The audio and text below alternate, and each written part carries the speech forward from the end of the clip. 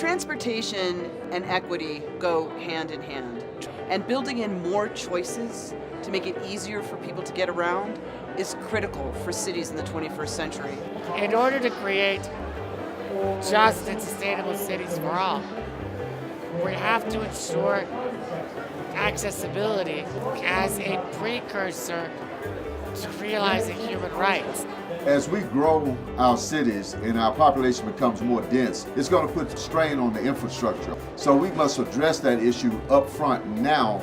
Transportation is the most ubiquitous and obvious experience anyone has in a city, and it has huge impact on everything else that we work on: air quality, economic opportunity, parks even. You can't get to a park if it's surrounded by a really busy street.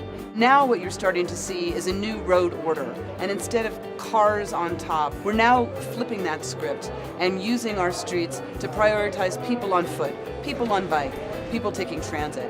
Public transit is going to help cities grow in a way that is equitable for everyone. We have people who are working in think tanks to come up with these ideas, but it's up to the local governments to implement those ideas and make them a reality.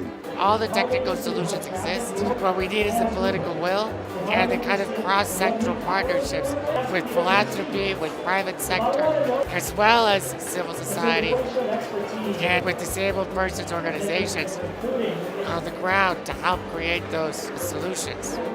So when it comes to paying for mobility in cities in the future, I would love for us to look at the overall funding pot and say these are huge priorities for us, and we don't need that massive highway ramp.